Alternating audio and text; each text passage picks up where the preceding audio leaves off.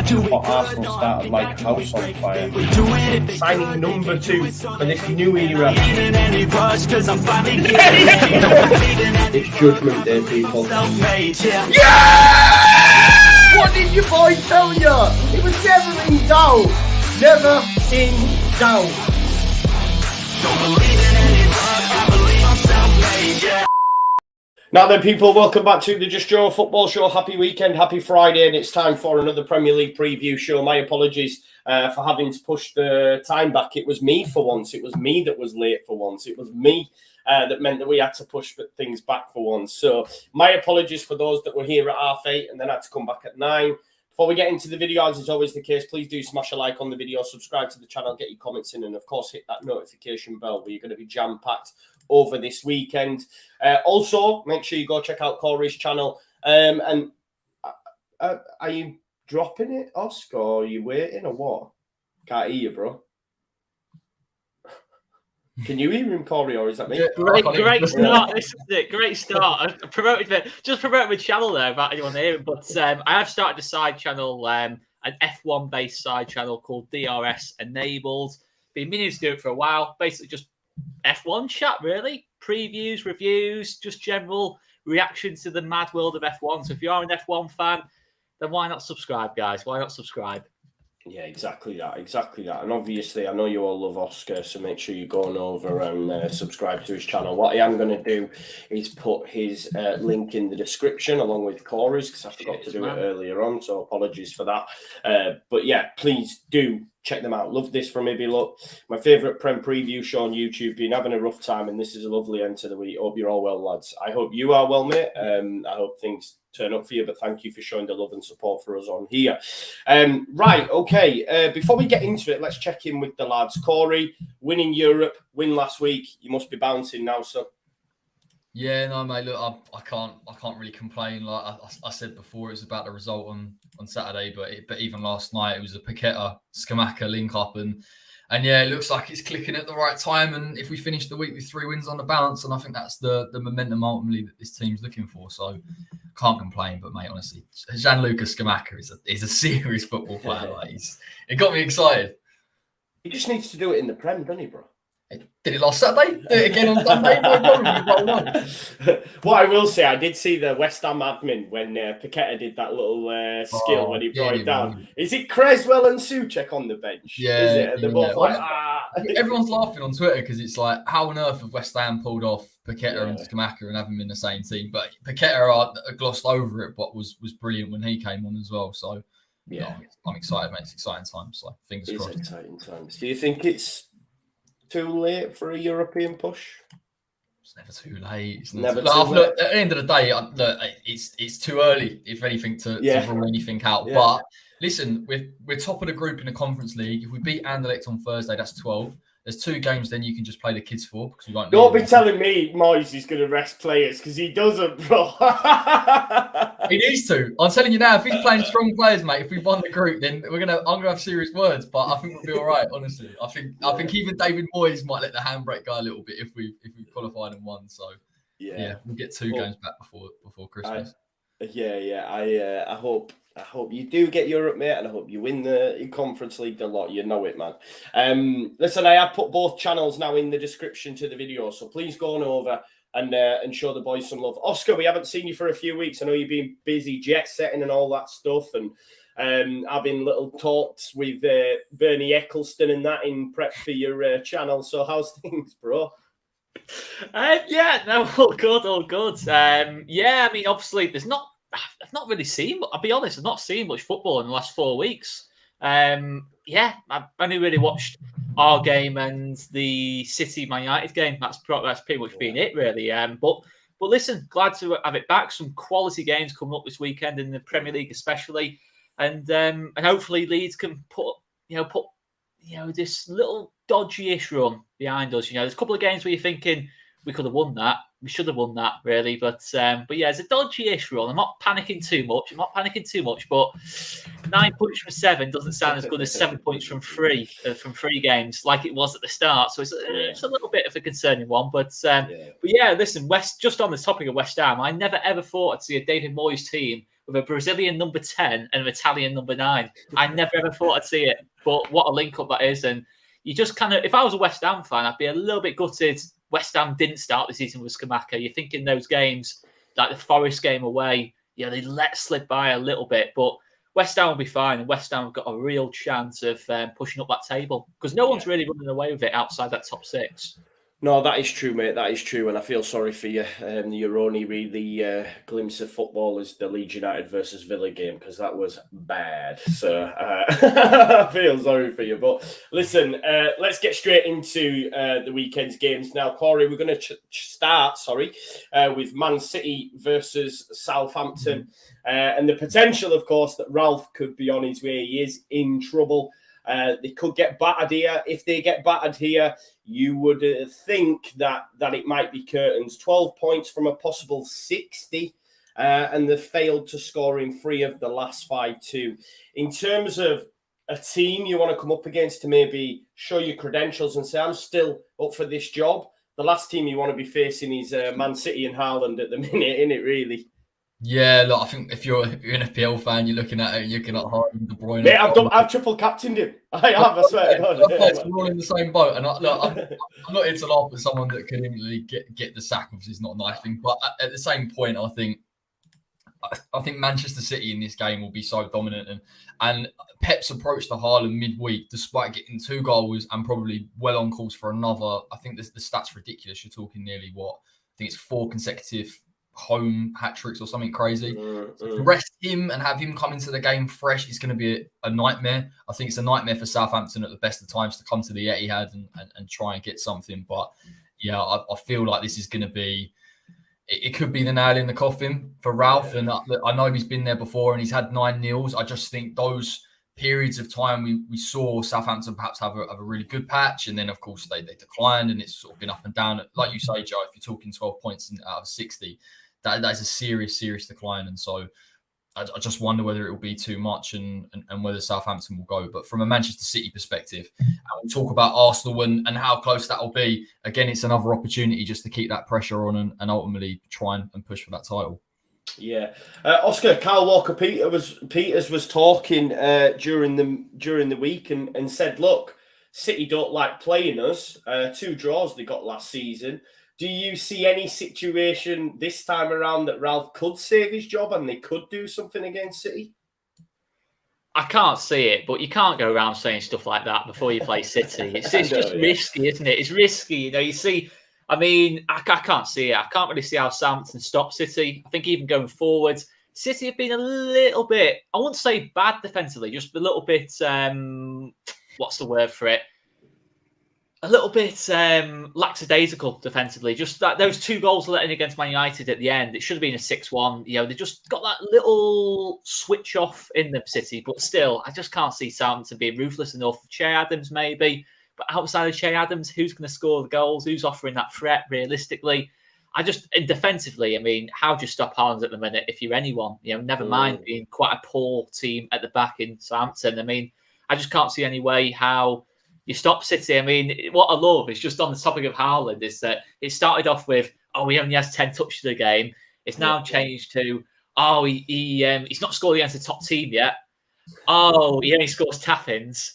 When he's not scored any goals from outside the box yet. It's just, it keeps changing. And that's how you can tell a player is just playing absolutely out of their skin. And he's only going to get better for me, Haaland. And if I'm Southampton at this moment in time, I'm very, very worried. And Phil Foden's in unbelievable form. KDB, I think they're going massively under the radar, because of how good Haaland's being, but they're putting up unbelievable numbers. I think KDB is on twice as many assists as any other player, and we're only like 8 games into the season, so he's just dominant in that sense. And Southampton are in big, big trouble here. And Kyle Walker-Peters, bad call that.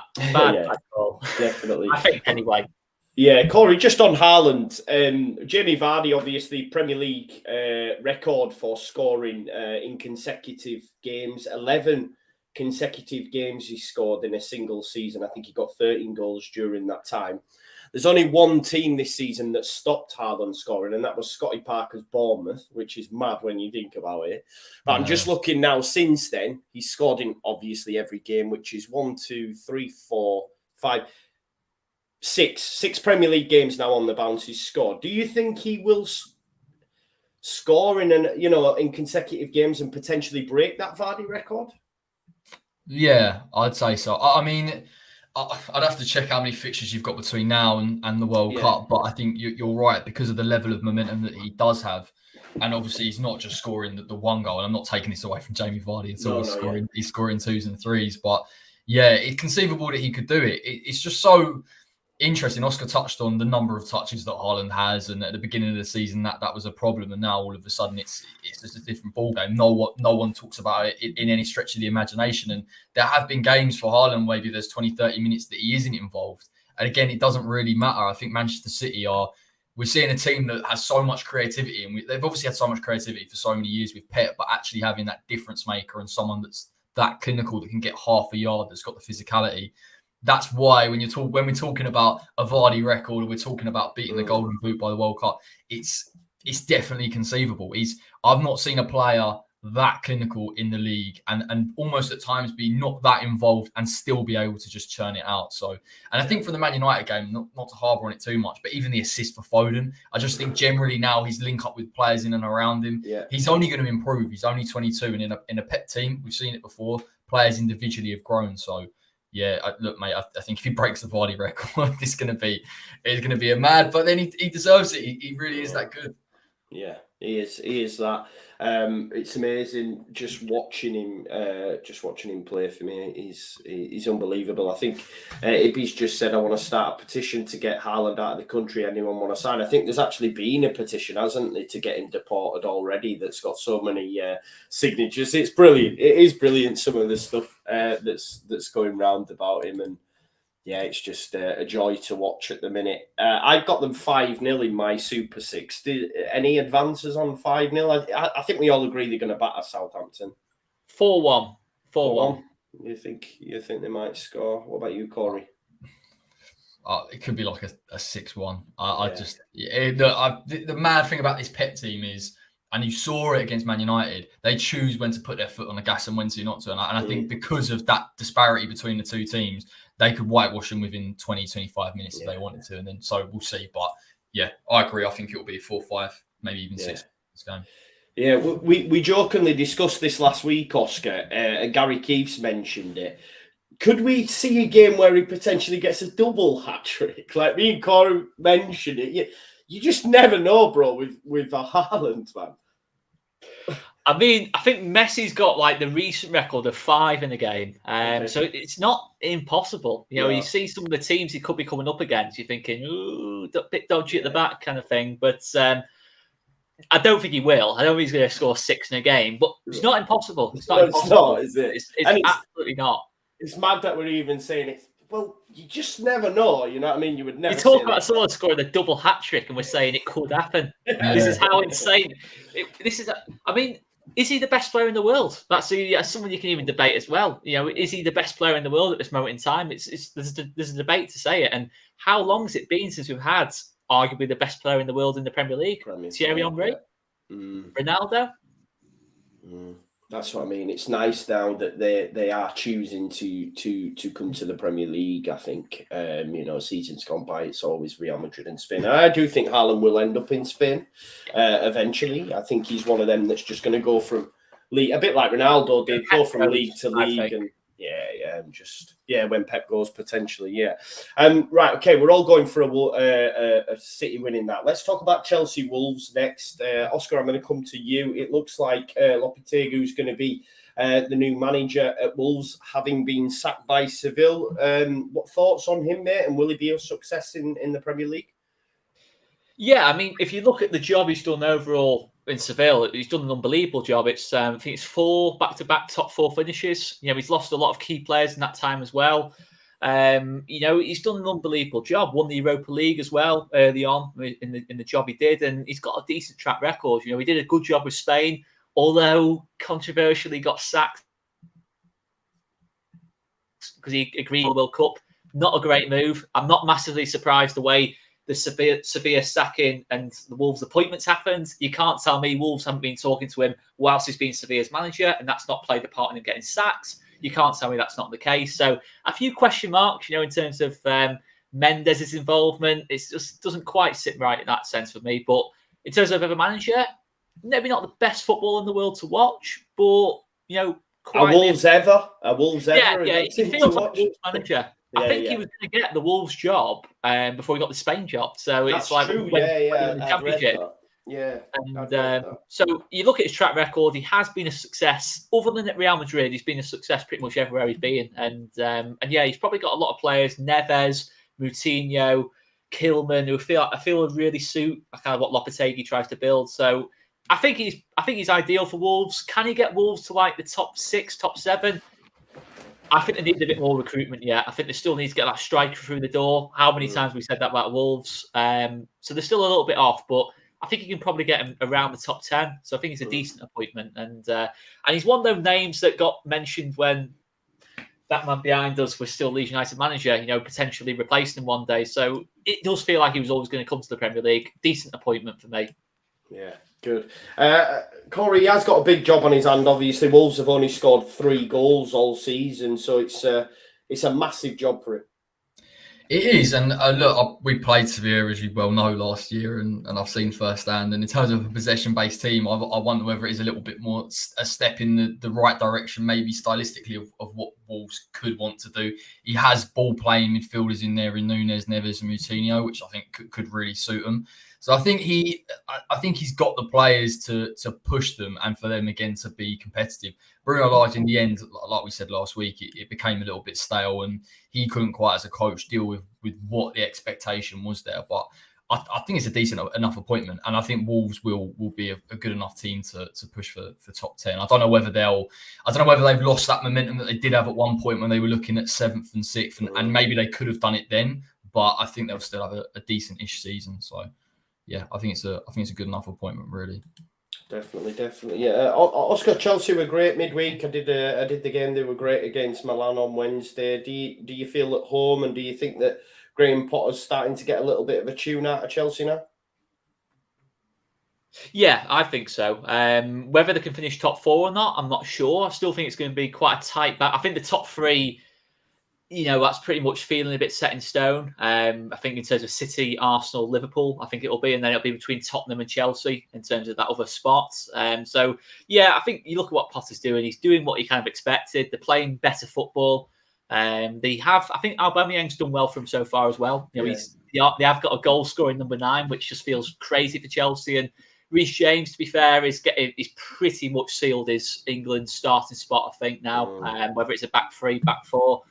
Especially with Kyle Walker injured as well. So, yeah, I think Chelsea are going to have a bit too much for him. But I still think Chelsea are a couple of players away from pushing for the title. And I think Potter needs a little bit more time. Will he get that time? I don't know. But yeah, I'd expect Chelsea a 1-0, 2-0, quite low-key, routine kind of win. Yeah.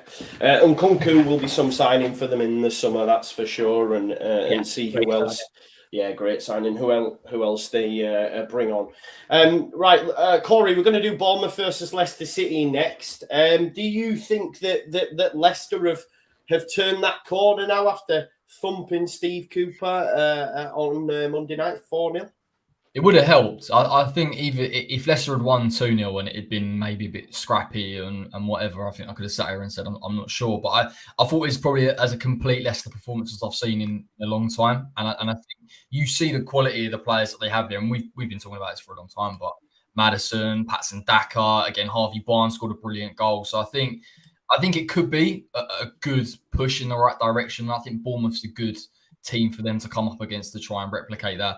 But in fairness to Gary O'Neill, I think Bournemouth have been pretty resolute, to be honest, since he's come in, and they've made it difficult in games. I'm not going to sit here and say it's going to be easy for Leicester, but I was really genuinely impressed with their performance. I thought they controlled the game at spells. I thought off the ball they were fantastic, on the ball in transition and build up. So it looked a hell of a lot more like a Leicester team from a year and a half ago that we were used to seeing compared to what we've seen recently. So I think I can see him getting the job done. And I think fair play to Rodgers if he's able to turn it around after what's happened and the pressure on him. And I think even the Leicester owners will be sort of wiping away the sweat because they were in a really tricky position then fair enough. But we shouldn't be too surprised. This is a very, very good group of players. It's unfortunately gone through a little bit of a decline. Yeah, definitely, and Maddison's been really turning it up of late. Oscar, Bournemouth, just on Gary O'Neill, do you think he should get the job? He's had some good results. He's been linked with the Borough job as well, to be fair, when Wilder got sacked as well. So there's other, the clubs looking at him. I think there's a new owner at Bournemouth, and they may be looking at their own man. But do you think O'Neill deserves a shout with the results that we've seen since he's been in? Yeah, I mean, it's not just about the results. I mean, you talk about like the new manager bounce, but it doesn't just feel like that. I think you're looking at someone who's genuinely looks like a good coach, in terms of the fact that Bournemouth have gone from conceding 9 against Liverpool. They're still conceded 19 goals this season, I think, or might be 20, whatever it is. They're still just below Leicester in terms of goals conceded. And you think they've been really resolute since O'Neill's come in. So you've got to say he's done a good job in terms of the quality of defender they've got is not great. The quality of player they've got is not great. So to get the results they've got so far is good. I don't see why not. I don't see, looking at Bournemouth, realistically, who else are they going to get that's going to really, that'll mean they'll have 3 managers by the time, not even at the start of, we're just at the start of October. So I think they should give him time, maybe see how it plays out. Maybe they're a little bit worried about Borough coming in. And if Borough can offer him that permanent job, O'Neill probably takes that. He probably takes that, doesn't he? I think he used to play for Borough as well, I believe. I'm pretty sure Gary O'Neill played there. So there's that link too. But he's done a good job so far. And I think Bournemouth are going to make it really tough for Leicester. I think they make it tough for everyone to play. And, they did a great job on Ivan Toney last weekend. Why not? Why can't they do the same on James Maddison? No, that's fair. That's fair. We will see. Just checking. Yeah, he did play for Middlesbrough, mate. You're right. Back in the Premier League as well, and then dropped down to the Championship with them as well. So there is that. There is that link there. Newcastle versus Brentford. We're just going to skip over slightly, but Newcastle have only lost once in their last 14 matches at St James's Park. They really are doing really, really well at the minute, Newcastle, and I expect them to get 3 points against Bournemouth on Saturday. Corey, let's move on to the big one now. Arsenal versus Liverpool. I think it's 4 o'clock on Sunday. Arsenal beat Spurs. Were very good against Man United, although they lost that fixture. Is this a bigger test still for them?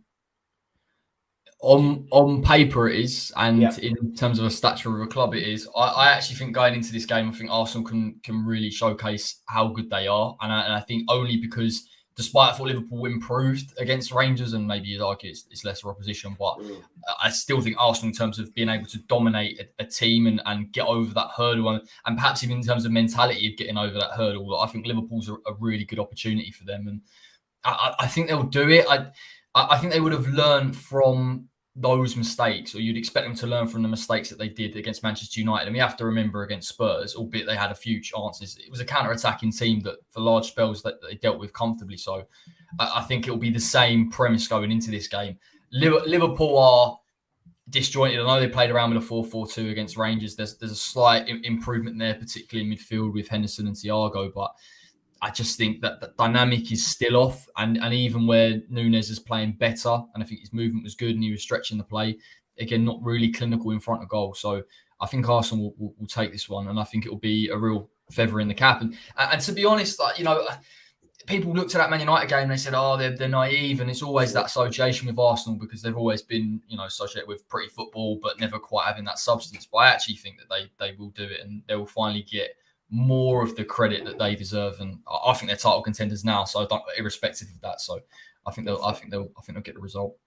Yeah, I do love that, mate. And Harmony's just picked me up. Said Joe, the Magpies are playing Brentford, not Bournemouth. Yeah, sorry if I got that mixed up. They're both rubbish anyway, so it don't really matter. Look, it would be a real turn up for the Bucks, Oscar. I've seen Don Hassam on Twitter earlier on this week. Got called out on AFTV, didn't they? Don Hassam. Yeah. He not by Robbie, but by someone who was on AFTV actually called out Don Hassam. It was unbelievable. Just he shared the video on his Twitter. I was thinking that's mad. That. Yeah, Don. Well, he was giving it the big guns because he said these Arsenal fans actually think they're going to beat us, and I was like, oh, that's so dangerous based on how they're playing. Yeah, it is massively. So I think if they do get beat, they're going to be coming for him. But what's quite worrying, I guess, from an Arsenal perspective, Oscar, not scored in this fixture in 6 games. Can you see that continuing with the form that they're in? I'm just looking at Martinelli and thinking about Trent and just thinking you're going to get tortured, bro. Oh yeah, that's clearly, especially I think Trent will be better when Canate's on that side as well. On the right side, I just think Matip's being as poor as Trent as well, and that's definitely the side where you look at Martinelli drifting over there. Jesus probably drifts over onto that side as well. And you got to think Arsenal haven't had a Jesus up top throughout those 6 games, really. Lacazette versus Jesus, there's a massive, massive upgrade there. And I think Jesus, if it wasn't for Haaland, we'd be talking about Jesus as probably the signing of the season, to be honest. If it wasn't for Haaland, he's made such a big difference to that team. I just can't see the way Liverpool defended against Brighton, a team that likes to keep the ball as well. They just cut them open, in terms of that first half especially. It could have been 3 or 4, at half time, really, just judging by the highlights of the game. And I know Liverpool got back into it. I'd expect Liverpool to get back into it with their quality, but I just think the way Arsenal are defending as well. Ramsdale, I think, has gone up another level this season. Ben White, I think, low-key has been superb at right back. Interesting battle between him and Diaz on that side. So I really fancy Arsenal in this one. I think Liverpool have got a better chance in the 4-4-2 because they've got 2 kind of defensive midfielders who can cover them a little bit better, in terms of rather than just leaving it all to Fabinho, they're playing Thiago a bit deeper. That does feel a bit better from Liverpool. You saw it against Rangers maybe, but I think this has come at a really bad time for Liverpool, and Arsenal will really fancy this. I think the fact they broke down Tottenham so easily, Tottenham who sat in a little bit, Liverpool have to go for it, because if Liverpool want to win a title, push for a title, they have to win this game. Simple as that. It will not be enough. I think it's going to be quite open, and I just fancy Arsenal big time. I just think the form they're in, Arteta tactically is just getting it spot on, and I agree totally with Corey. They are title contenders. I really believe title contenders. Love that. Corey, Ben White, just while Oscar mentioned Ben White, with Kyle Walker out, does he go to the World Cup now for you? Just because he can play a number of positions. I know he wasn't in the most recent squad, but Gareth's had him on the periphery before. Yeah. And I would advocate taking him personally. The only comeback I'd have on that is that I think if you were looking at a right back, as poor as he's been in terms of form this season, I think Trent would be the outlier. I'm not going past what you're saying because I think there's an argument it's bang on. I think Ben White should be in the England team anyway. I'm not even sure it's really that much of a conversation. I know Eric Dyer got in. There's likes of Cody for me. If you took Cody out and Ben White in, I think quality would be there. But it's a great shout. And it's a shout that he might well go with because he'll fancy that. He can play. And Ben White, as Oscar touched on, has been fantastic at right back, and I think there were people may look at it like concerns in terms of not a natural right back. Can he overlap? But he has that ability to control further up the pitch. This is what Gareth may like from even that sort of right side centre back position. And you're right. He's impressed me, and I think he does deserve a call up. It's just one of them things where listen, Gareth has his go-tos, doesn't he? And Eric Dyer is one. And listen, if Eric Dyer was ever going to get back in form, he was going to get back in the team. So we'll see. Yeah, it's really nice to see. At the back, and we've got a team that's top of the Premier League, ahead of City, with Ramsdale and Ben White, and neither can get in the team. It's just mad. It's mad when you think of it in that way. Yeah, it is. And look, I back Gareth, mate. So let's not get into it. Let's not go. Let's leave the James Maddison one alone. Let's leave it. Yeah, I left that as well. But I hear it. I understand it. And I think maybe Gareth needs to move on from the casino thing. But, we could talk about Maddison. No, it's true, though. We could talk about Maddison all day long. But he's not going. Like, he won't take him. Otherwise, he'd have been in before now. Maybe he continues to score and he has to. But it's like, I just can't see it. If it's another manager, 100% he'd be in there. And I think to that point, if you were going to get a Ben White in there and Maddison in there, they would have got into that squad. Gone. I think anyone that's not in that squad now, unless there's a serious injury kicking around, then I think it's pretty nailed on, to be honest. Yeah. I still think he takes Walker. If Walker's a tall fit, he still takes Walker, I think. Because I think he values Walker. So I really like Walker, by the way. I think Walker's quite underrated, really, for what he does. But he'll take Walker no matter what, I think. Unless he is totally no chance he can play a game at all. Even if he could. Because he did the same with Henderson in the Euros, if you remember, in terms of we all knew it would be Phillips and Rice. And in the end, he couldn't get in the team. But I think he will still take Walker unless he is totally out of the World Cup. Yeah, and that's why he won't not take Cody because of the presence that Cody's got within that squad as well. As much as there's better options, I think he texts him every day of the week just because he seems to be great with everyone. So we'll see. Oscar, I know you've mentioned before a number of times about Liverpool. You know, never say never; they're never out. And obviously, they did make up a 14 points gap last season, but they're currently 11 points adrift. Do you worry for them? I mean, me and Corey have even mentioned that they might not get top 4. We've not nailed our flags to the mast, but it's definitely up for contention, isn't it? Yeah, absolutely. At the minute, yeah, I think the way they're conceding goals is just like there's so many players off it at this moment in time. You have Salah, Van Dijk, both being massively off it from where they were last season. Canate's out at this moment in time, but I still think Liverpool will come good. I think the fact that Núñez is getting so many chances, eventually they will start going in. I do think. I think he gets himself to really good positions. Jota, Uruguayan Andy Carroll, man, the guy's pants. Nah, he's not Haaland, is he? Let's be quite clear about it. He's not Haaland. That isn't going to be. That has not transpired into the battle that I think people were trying to build it up as in terms of Haaland versus Núñez. But yeah, I don't think he's done as bad as what people say. I think he will come good at some point. But Liverpool, I can't see pushing for the title now. I think they just feel probably closer to where they were like 2 years ago when Van Dijk got that injury to where they were last season. Last season, they were 14 points back, but they were still playing really, really well. You know, they had the African Cup of Nations. They lost Salah and Mane. As soon as Salah and Mane came back, they won pretty much every game. But now you feel like, I'm not sure at this moment in time. I still think they'll get top 4, though. I just think there's too much quality. I think they'll get top 3, to be honest. I think they're better than Tottenham. I still think they're better than Tottenham. I think they will, in the end, finish above Tottenham. But yeah, it might, you never know. I think the league is high quality this season. And if you're not totally at it, you get found out. The amount of points have dropped already. They might get found out. But even if they win on Sunday, I still think the title's a massive stretch for them. I think they're just too far back early doors. Definitely. We'll move on to Spurs now. Corey, they're away at the Amex. Spurs, not great away from home. No player has scored in open play in the last 4 games, and only Harry Kane has scored away from home since August. So they're having real issues away from home at the minute. I asked you the question, mate. I think they got bigged up massively before the season started. I understand it. However, none of the signings have really worked or are not being used yet, apart from Richarlison. Are Spurs actually that good and as nailed on for top 4 as we all thought they were? It's a tricky one because it's a concept. They're minging to watch. I will say that they're absolutely minging. No, and look, Tottenham fans will probably concede that. They don't think they've been that brilliant and they're that attractive, and they don't dominate games. But I think why we lent towards them being more in that top 4 was because we thought if Conte's got a full season behind him and some of the players that he wanted, then that should be enough to stay in that position and perhaps push on. I agree with you there in that realm where if it doesn't click and there are errors or it doesn't click in an attacking sense either, that they are liable to ultimately slip up in games. I think this is a game that they can slip up in. I think I would worry about them in terms of Brighton and the way that they play with that front 3 and finding half spaces.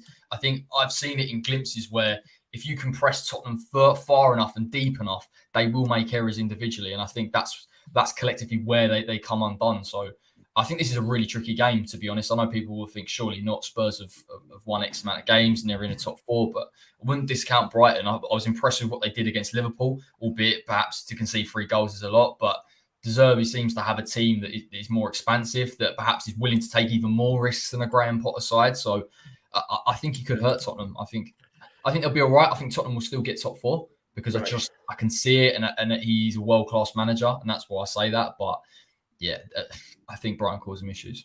Yeah, and it's funny you say that, mate, because Brighton are unbeaten at home in the last 7. So it's going to be a rock-hard place for them to go anyway. Mm-hmm. Like you said, the performance of someone like Trossard, he looks like he's going to be a real star turn under De Zerbi. And like I said, Tottenham, they're just minging to watch, but I think we all expected maybe a little bit more, I think, and we're not quite getting that. Yeah. Oscar, what did you make to Conte's comments on Matt Doherty? Have you seen this where he's come out and basically asked, will you play him there? Obviously, Emerson gets sent off and he's saying, look, I'm not stupid. I don't want to lose games. And I mean, I don't know what that does for a player's confidence. That's brutal.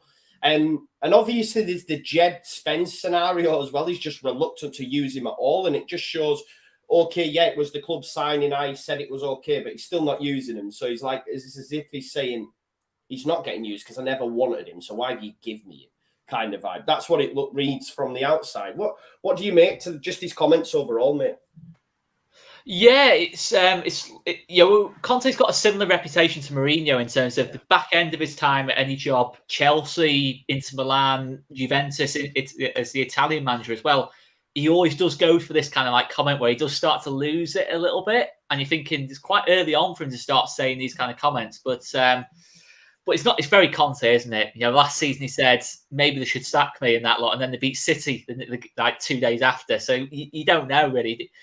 It wouldn't surprise you knowing Conte that he's just used that to kind of G up to Matt Doherty a bit. And I take it Matt Doherty didn't play midweek, did he? Was it Emerson at right back mid? I'm assuming it was. It will have been on Thursday, yeah. I think he'll go Perisic, do you reckon, and just put Sessegnon out on the left? Perisic is right-footed, and Sessegnon, I think, was unlucky to get taken out of the team anyway, and despite how good Perisic is. But really, are Tottenham any better than last season? If you look at the team that they're starting against Arsenal compared to the team they finished the season with, I don't think it's improved. Jed Spence, Bazuma, both on the bench. I don't really get it. Maybe Longley, Davis, but outside of that, I'm not sure. Richarlison's done well, but is he an improvement on Kulusevski? I think when Kulusevski's back fit, he goes straight back in for me, and Richarlison is back to being a rotation option. Yeah, I think Tottenham definitely might need to do something in January, potentially, to secure this top 4 place. And but yeah, you still look at Kane and Son. I mean, Son's been well off it this season, but they're still third, aren't they? I think they're third in the table at this moment in time. You look at Son's not going to continue this run of form. Son will hit a run of form. Even Harry Kane's been a little bit quiet last couple of weeks. I thought he was really quiet against Arsenal. I thought Saliba totally dominated that battle. So if you stop Harry Kane, if you stop Harry Kane, you stop Tottenham. At this I'm just laughing when you mentioned Saliba. I just got images of Toby in my head going. Oh man, it's that's on actually now. That's on. I'll be watching it after this. Big shout out to the Big Six, by the way. It's just I think Steve's on tonight as well, which will be. I still think Tottenham will get top 4 because of Conte, Kane, Son. I still think they'll get it, but Chelsea under Potter will certainly push them more than what they were going to under Tuchel. Yeah. It'll be interesting to see how it goes. Listen, I think I'm going to back Brighton. I think Brighton might get a result. At home against Spurs, and if not, they'll definitely get a point. I don't see Tottenham winning this one, if I'm being totally honest. Let's move on to the Saturday night game. I think it's like 7:30. It's Everton versus Manchester United. I don't know if you know this, Oscar. But Everton actually have the best defence in the league, which is mad. They've only conceded 7 all season. They are unbeaten in 7 games too. And there's a little part of me, again, I'm going with the home side in this one. I think they'll do Man United on Saturday night. I think they'll get something. Yeah. I think similar to Brighton Tottenham, I'd be surprised if they get beat, to be honest. I think, listen, we criticised Southgate about Cody and that lot, but to be fair, Conor Cody, considering people said he couldn't play in a back 4, has done pretty well. He's done really well. And Tarkowski's made a big impact. They've recruited well. There's no doubt about it. I don't know if it's so much Lampard getting his tactics spot on. I just think they've improved so many key areas. Anana's made a big impact. Idrissa Gueye's made a big impact. Iwobi's playing unbelievably well to such an extent. There might be a couple of interesting offers in January for Iwobi, the way he's playing. Don't go too mad, Oscar. He's playing. You're a man, mate. You never know. We'll see. No, he's playing really well, Iwobi. McNeil, I think, got his first goal as well. So I think they've recruited really well. I'm not sure if it's Lampard's tactical genius. I just think they've added in really good areas, and credit to Lampard, I guess, for getting the recruitment right. But yeah, they're definitely on a good bit of momentum. But I'm still not sure they're going to finish top 10 now. Still not sure they're that good yet. No, we shall see. I don't think they're in danger of relegation. That's for sure. Corey Casemiro should have started last week in the Manchester derby. I know with hindsight it's easy to say, but listen, should have started. Do you think he starts this one? He's got to start playing him in the Premier League, surely. Yeah, I can't believe I'm saying it. I don't even know if it's cast iron. You'd imagine so. I think Eriksen, of course, of what he gives you on the ball is really, really important from a playmaking aspect. But you do need that defensive quality alongside him. There's no doubt Casemiro is a better option than Scott McTominay. I'm on board with what some of you lads have said with regard to Everton. I actually think Everton could pull something off in this game. I think they can make it really difficult for Man United. I think they can hit them on the counter. I think possibly even outwork them in the midfield. I think Idrissa Gana Gueye, Onana and Iwobi is a very underrated midfield three. And it doesn't look like it, but when you play them, you do realise there's legs in there and there's quality in terms of ball progression. So I actually think Everton could cause them a couple of issues. And I expect them to nick a draw, really. I think Man United's quality may dig them out of a hole eventually, but Everton aren't a bad team. They're a difficult team to play against. And I think Man United will find that out. And hence why they need Casemiro. If they're going to get hit on the counter, he's the perfect player to have. Yeah, for sure. I've just had a look there, actually, a little double for the weekend, Everton Brighton, and it's 8.5 to 1, which I don't think is bad odds for two. So I might stick some money on that. Just on, I was listening to something earlier as well. I don't know if you're aware. Donny van der Beek's been told apparently he's not part of Ten Hag's plans and can move on. I find that quite interesting, don't you? Because is it the fact that Donny van der Beek's just not that good? Obviously, Ollie never wanted to play him. He went to Everton. Lampard didn't play him, and now the manager that he did well with at Ajax is apparently said, "Listen, you can move on." What are your thoughts on that, lads? I think, is it a bit of a Dele Alli scenario, possibly? Maybe a little bit of that. I'm not saying that is necessarily his attitude. I just think maybe in Ajax, in terms of the team who's playing him, it's a lot slower kind of football, in terms of it's a lot more possession based rather than the frantic nature of the Premier League. That's definitely a factor. You've seen players in the past not quite adapt to this league, but the fact Holland as well, he doesn't get any game time as well for the national team, which is quite telling because Holland are lacking numbers going forward a little bit.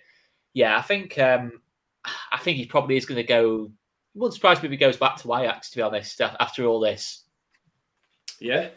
Yeah, it won't surprise me. You've seen a couple of players. I think David Klaassen really couldn't make it at Everton after doing really well at Ajax. Went back to Ajax. Won't surprise me if Van der Beek does a similar thing. We shall see. Right, let's talk about Corey's team now. Yeah. It's West Ham versus Fulham. 2 wins on the bounce, using them new players, mate. I think Fulham, Mitrovic is touch and go as well. So you must be confident going into this massive London derby. Yeah, huge, mate. Gets feisty against Fulham and West Ham, especially at the London Stadium, 2 p.m. on a Sunday. Hopefully, I get a good atmosphere out of it, to be honest. But, at the end of the day, I think it's a game we've got to win, really. And I think even more so just for the team's progression to have 3 wins in a week with, like you say, some of the new players starting. I actually think Scamacca will start this game. He didn't start against Anderlecht, and I imagine that's because Moyes wants to keep him and genuinely believes that now he's pushing as that first choice option. And to be honest, look, Fulham can make it difficult for us. I've heard things saying obviously about Mitrovic and Paulinho, and they're 2 massive players for them. But I've watched them this season make it difficult for sides to break down, and typically we've struggled in getting hit on transition. And if Fulham can present a counter-attacking threat, then of course they can hit us. Because I think that the nature of going into that game, West Ham have got to dominate the ball. It'll be interesting to see whether Moyes does that or not. He didn't do that against Wolves. He literally took a back step and said, "Listen, have it," and maybe he will. But there are nice little changes in this West Ham team. I think Paqueta will start. I think Tilo Kehrer now slotting in at right back's really helped us. I think in terms of possession and giving a bit of security, it does even give a bit of license to maybe play Emerson and get him in more advanced positions. So look, I think this West Ham team it's getting there. It's not perfect. Jared Bowen's improved over the last 2 games, which is much needed. And I'm very hopeful we get the win. And I think, to be honest, if anything, if West Ham get that win, then I'm looking at these next few games thinking actually can box off Europe and and push on in the league and we'll be fine. But Scamacca, I could wax lyrical about. It's really hard not to. And Oscar said it a lot. But I've just done my preview for the Fulham game, and when he came in, I thought, yes, technically, of course, a fantastic player, but you don't realise how well-rounded he is. The passing, the vision, technically the touches that he's having in these games to set himself and the quality of finishes. He is a step above. And if he plays regularly for West Ham, he will bag serious goals and assists in this league. There's honestly genuinely no question. So I hope Moyes has taken heed. He likes Flynn Downs as well. Flynn Downs was brilliant against Anderlecht, and at least he's pushing Souček all the way. Then I'm a happy boy. So look, I think we'll get the win. But listen, by no means is it going to be an easy whitewash. We haven't really been complete over 90 minutes this season. So just as long as we get the win, mate, I'm not really too fast. And you mentioned Jarrod Bowen. It is nice to see him like finally turning up, because them early parts of the season, it was a bit like, what's going on here, Jarrod? Do you know what I mean? Yeah. And look, it's, the way he played against Wolves, getting very close to Scamacca, again, even last night, there were elements of him 1v1, more decisive quality in the final third. It's exactly what it presents, and just makes me think, I wonder, when you've got a player like Scamacca, you take a little bit of pressure off Jarrod Bowen, you just give him a bit of freedom and license to get close and get him beyond and get involved. And he seems like he's grown into that. But it's nice having a team where, look, last season, we played really well last season, and it was so unfortunate in the end not to really either get to that final or get sixth place. But for some of those players to know that they've got a Paqueta, a Scamacca, and Antonio to come off the bench, there's less pressure on them in terms of output. But when they click, I think, we'll be a really, really good team. And I'm happy for him as well, mate, to be honest, because he's a quality player when he's on it. It's a shame, and I can't tell you what's not happened for him not to be performing. But yeah, it looks like he's definitely getting there. Big stat for you, mate. Fulham have conceded at least 2 in their last 6 games. So 2-0 Hammers win, hopefully, mate, at home against Fulham. Oscar, I'm going to come now to you for Palace versus Leeds United. You mentioned it right at the top of the show. Leeds haven't been great since Chelsea. We definitely need a win to sort of stop the rut for me. If we lose this, and listen, we could, but we've then got Arsenal next and some more tough fixtures. We mentioned Bournemouth, for example. We're on the same points as Bournemouth. If we don't sort it out soon, we're going to start looking over our shoulder, aren't we? Yeah, no doubt about it. No doubt about it at all. We do. I'm not saying it's a must-win. It's not a must-win. This early on, I think Palace is a very tough place to go, despite them not maybe starting the season so well. But you certainly look at the next couple of games, especially the home games as well, where we've got to start winning the home games, and maybe being a little bit more difficult to beat away from home as well. I think we did look better. We couldn't have looked any worse defensively than what we did with Llorente at the left side as centre-back. We did look better, I thought, albeit not quite perfect. But I thought Koch and Cooper did okay against Villa. I think we've still got we feel a bit too reliant on Sinisterra as well going forward for me. Certainly against Villa, it felt like the only way you were really creating chances was Sinisterra beating Ashley Young on that side. And as soon as Sinisterra went off, Bamford came on for that last 20 minutes. We looked a little bit more of a threat, but we need to start, I think Aronson, we need to get back involved more in games. Harrison, again, I didn't think Harrison looked as comfortable on that right as what he did on the left. I think he's better on that left, going on the outside and just whipping balls into the box for Rodrigo or Bamford to attack. But I'd expect that Aronson will go on the right in this game, like he did at the start of the season. Harrison will go back to the left, Rodrigo in the 10, and I think Bamford will start. I think it feels like even with what Jesse said, and that's a big boost. I think Mateusz Klich, there's good depth on the bench as well, in terms of in that 10 role. But yeah, Sinisterra is a big loss. There's no getting away from that. I think if Sinisterra was in the team, I feel a lot more confident going into this game. Sinisterra against Nathaniel Klein or Joel Ward on that side, you would always feel like something that can bail us out, even if things are going wrong. And it does feel a little bit like a repeat of last season where we're a bit too reliant on Rafinha. Is that now the case with Sinisterra, maybe to a lesser extent? But still, I still think we're better than where we were last season. Rocker and Adams, I think, are still playing really well, especially Adams. I think he's been our best player so far this season. The right-back situation, I think Haaland for me. I personally think it will be Christensen who starts, but I still think Haaland is showing the most out of everyone so far. I don't think Christensen's quite as better, but no one's really grabbing that opportunity with both hands.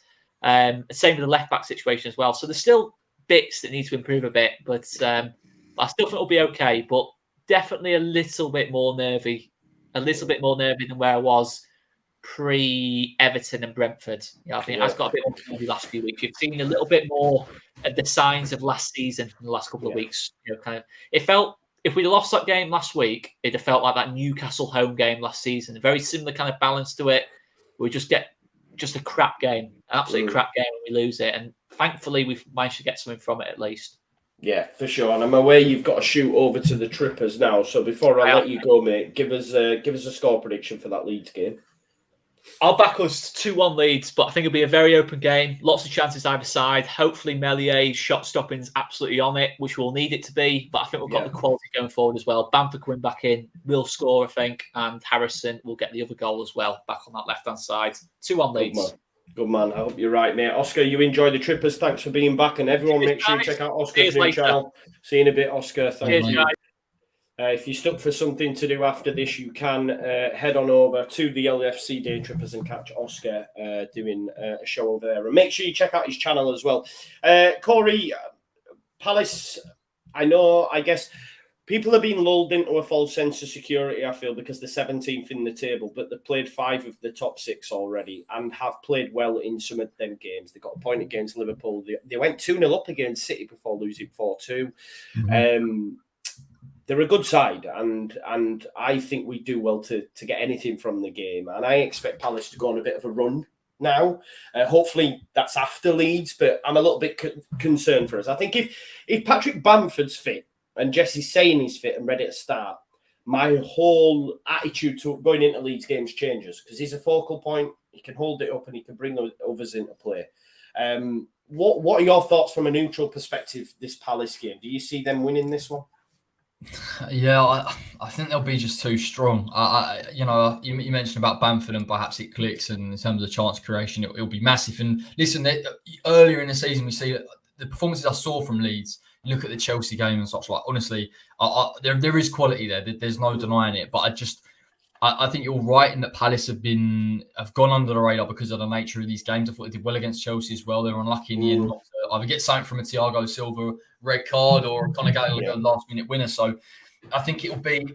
I just wonder whether it fits into their game plan in terms of build up. They'll know that Leeds will try and press them high. They'll press them from the midfield, and Palace are very much set up for that. I just think they'll have real quality in there, and it may be too difficult. Having said that, I don't think Oscar's that far off in that some of the attacking players that you have on their day can create and can score goals. And if you can keep enough pressure on Palace's back four, and he's looked at the wider areas, if you can put pressure on Gahey and Anderson, which is incredibly difficult because of how good they are on the ball, then maybe you get something from it. But I just think, unfortunately, the game lends more towards them getting their way. So yeah, it's, you're right. You shouldn't be sitting there going, "Oh, we've lost to Palace." It's a horrible result.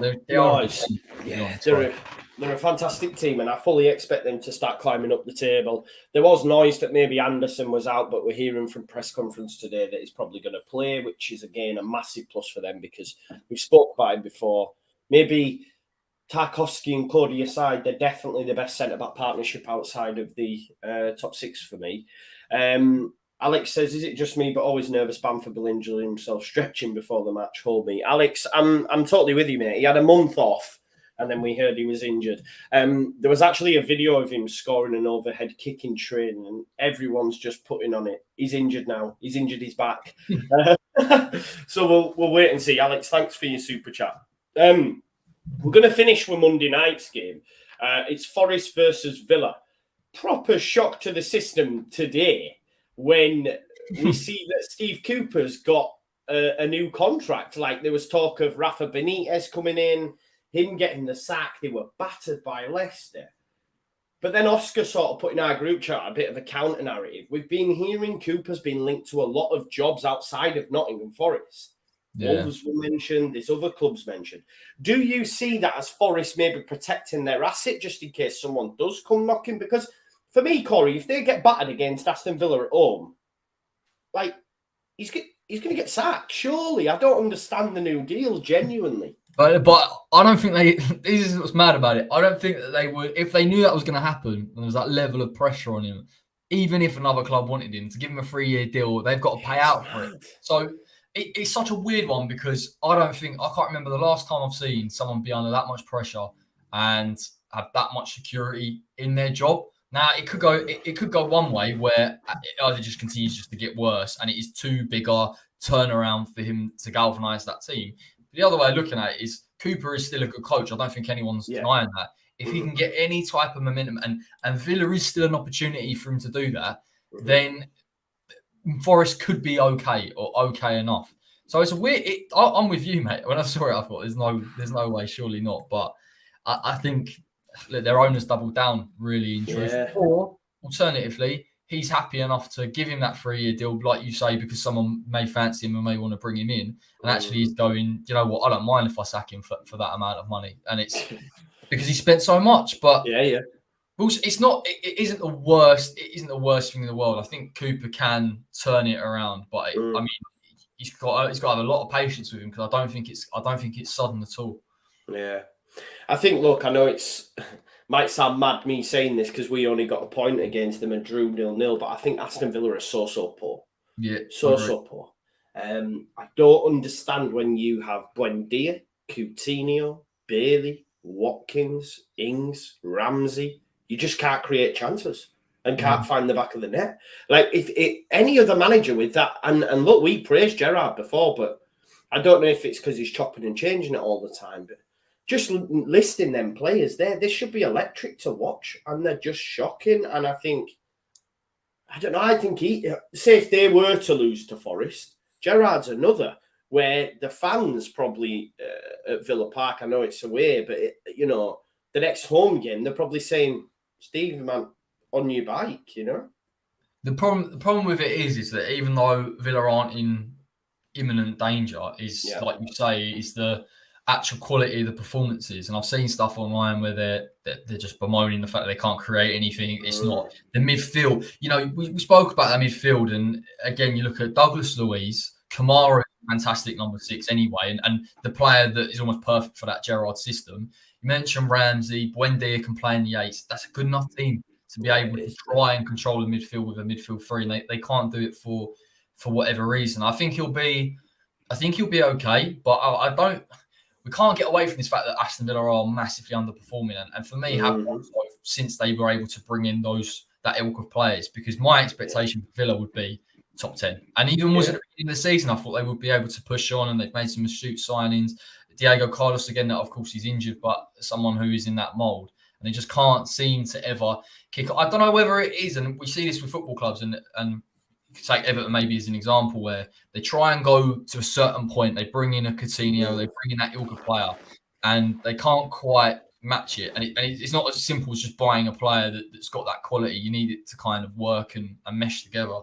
And I'm not sure whether Villa's team quite does that, although it's not. They aren't standout stars. They're good players. Watkins a fantastic player. Buendia, they've played at a slightly lower level and maybe mid-table to upwards. But I don't know. I think he's all right. But there's no question that Villa, unlike Forest, who are a newly promoted team, if Villa are close or edging towards 18th, 17th, you're looking at January, February time, that they'll pull the trigger 100%, because they're too big a club and they spent way too much money over 2-3 years to even be in that situation. So. And I think someone said on maybe Monday night show that we did, bro, and I forgot to mention it in the comments, but it stuck with me. Like, we could see a Premier League season where we almost have a record of managers sacked. I don't know what that record is in one single season, but we've already lost Scotty Parker. We've already lost Bruno Lage. You then look at other, we're having a look at Nottingham Forest. You're looking at Southampton. You're looking at Villa potentially. If Jesse continues to lose games, you just never know. I don't know what that record is, but what do you think that we could see quite high numbers? While you talk to me, see, I'm going to find out see if I can find the record. Yeah, it's one of them. I know what you mean, because I think a lot of them are panicking. They're all very, very close together, and they're all thinking any one of us could be pulled in here. And I think the only thing to bear in mind with some of them, Hasenhüttl's form has been poor for a while. I think Bruno Lage's form has been poor for a while. So there's a couple of hangovers from that point of view. I'm not sure it will quite work like that, just purely because I think some of these managers have been brought in late last season, or they've been brought in this season, or there's a new chance for them. It's a new team. And I just wonder whether the World Cup saves them a little bit. And I just wonder whether it gives them a chance to to get out of it and get to January and have another window behind them. But I know what you mean, because it is very, very risky. I think the likelihood is it stays kind of very similar now. But when you start to get to a February, March time, and if it's still the same way that it is, a lot of these teams go and they try and bring in a short fix, because it could still be like that. And the Prem this season's been a weird one, because even though there's been a few underperformers, that bottom half of the table from relegation to 14th, 13th, it seems very, very open in terms of being pulled into it. So it could transpire later on, but I think they'll be fine for now. We'd be talking different if this was a proper season and it was November and December, 100%, because pressure always mounts. But just wonder whether it takes it off them for a month and a half, and some of these clubs can evaluate, or they bring on the training pitch and all that stuff. They bring in a new manager with a month and a half behind them, and they get a window about a week later. So that's ideal, really. You do. I genuinely do feel that maybe conversations in the boardroom will be saying, look, get to November, see where we're at. Because in November, the World Cup starts, and like you say, we've got a full month, at which point you can say, boom, away you go, and we can bring someone in. I've just been having a look there to see, and I don't think we will do it, because like Newcastle in one season had 4 managers in one single season: Kevin Keegan, Chris Hughton, Joe Kinnear and Alan Shearer. Derby had a season in 01-02 where they had 4 managers in one season. West Brom had 4 in 17-18. Watford have had 4 in one single season. So I don't think we're gonna see that happening. Madness. But yeah, it's been a great show as always. Corey, thank you for being Mr. Consistent as always. Big up to Oscar for coming on as well, and I hope his car racing channel gets on the ground. F1's not for me, man. It's just that it's good at the start and it's good at the end. That's it. The 40 laps in between, not too fussed about. Definitely not.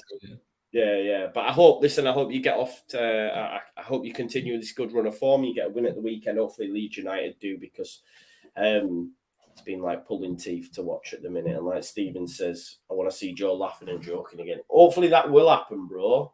Hopefully, Leeds win, and then we can watch Arsenal, Liverpool happy, and then watch Everton beat Man United happier. You know what I mean? And then we're all good. Because I'm starting to come around to the idea that Frank Lampard's actually not that bad. Boring, isn't it? I hate it as well. It's worrying. It is worrying, bro. Corey, what's going on your channel, mate? People, if you haven't already, link in the description, subscribe to Corey. So I'll just done a video, a 15-minute long video, because I haven't done one for in a while. So I'm just covering some of the basics and hopefully what I can see on Sunday. Up the game on Sunday about 2:00. So I'll try and get something out for that evening. If not, it'll be on the Monday. But yeah, there's quite a lot coming up actually. You've got the game, and then you've got Anderlecht. I'm there next week at home, so there's a lot of football this month. So I've got to try and keep up with it. Like the first bit of my video, the first 10 seconds is always, sorry, it's been a while. Yeah, I've got to be consistent on here, but not consistent on my own thing. Yeah, so true. I need to sort it out.